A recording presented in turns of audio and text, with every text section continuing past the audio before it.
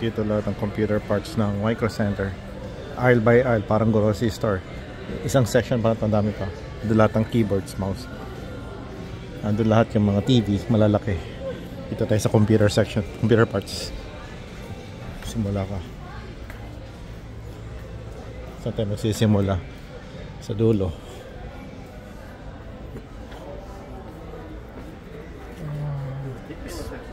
PC speakers. May mga soundbar style sila. Pang tugtugan na. Sandamakmak. Ganda ito, dampot, alis. 2 minutes nasa labas ka na. Wala nang testing. Competitive ang price. Kaya pwede ibenta sa Pilipinas. Diba? Basta mabit-bit mo lang. Customs.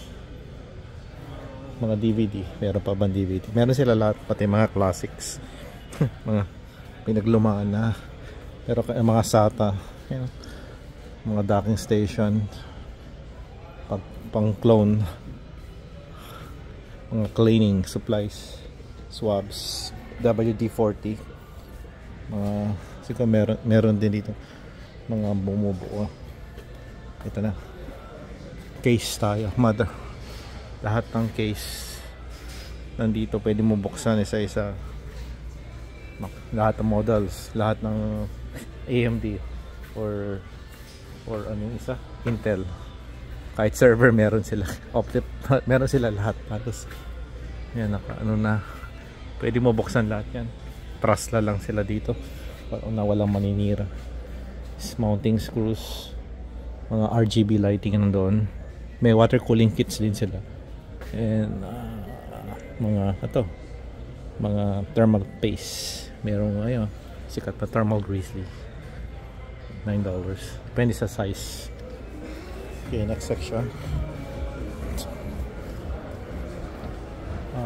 61 cooler, water cooler. May mga water cooler, may mga passive, may mga fans. Sandamakmak sawa. Saan yung water cooling? Sa kabila siguro.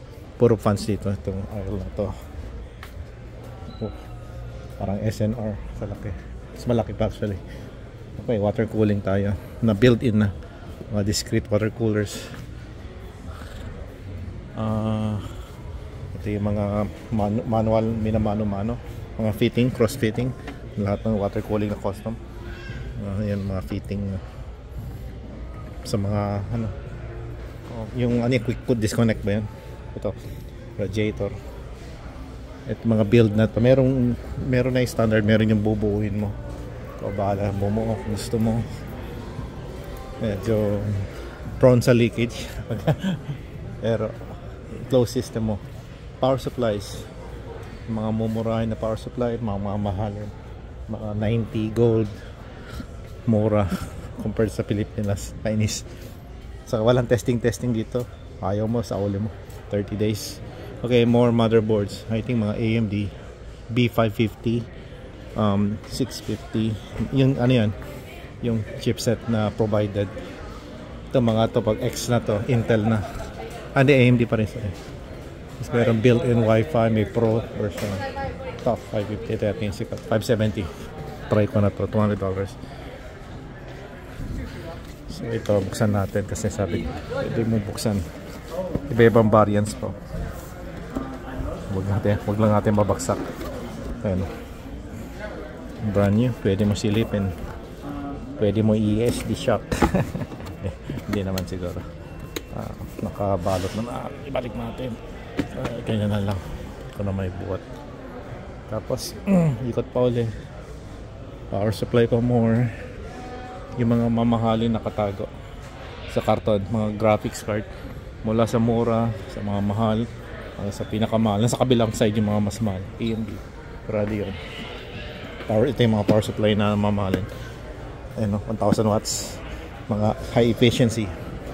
Nandun yung mga keyboard mouse. Mamaya na yun. Dito tayo. SSD. Yung Samsung. Okay. Nakakatago ang mamahalin. Mga hard drives. Okay, ito na yung mga pinakamalalaking 470 Ti. $800. 470 Ti. Halos nasa 800. Ito yung mga 470-90 Ti, hindi accelerated. 460, mas mura ng pamura. Yan, 400 lang ako.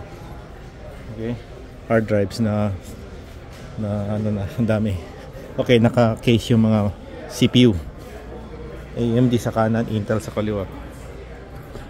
Palakihan ng CPU. Saan ba yan? Ay, ito pala. Iba-ibang presyo din.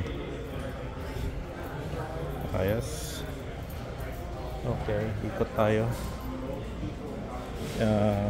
M.2 SSD. Yan ang pinakamabilis ng throughput.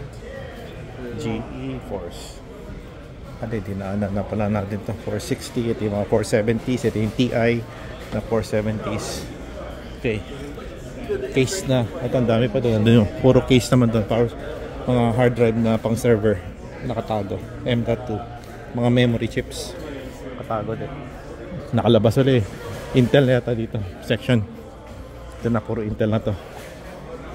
Hindi ko na ulitin. Pero nandyan. Mga pricing. Intel motherboards hanggang doon.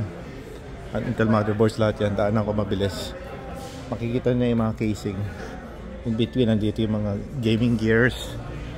Laro pa more. Meron silang gig doon. Nakabuo na. Pakita ko. Taka lang. Ito.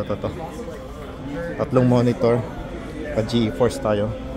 Ito yung mga gaming chairs. Ito yung mga gaming chassis. Yan, nakabuo na siya. Parang meron nasa aeroplano. Tatlong monitor ginamit. Chassis, casing. Lahat ng casing makikita. Yan. Ayan. Sawa ka sa casing. Maliit, malaki, dambuhala. Server. Merong sobrang liit, merong wala na halos casing. Nakahubad na siya. Casing pwede ka pumasok yan. Hindi na ako papasok. Pero marami casing. Ito, dambuhala. Okay.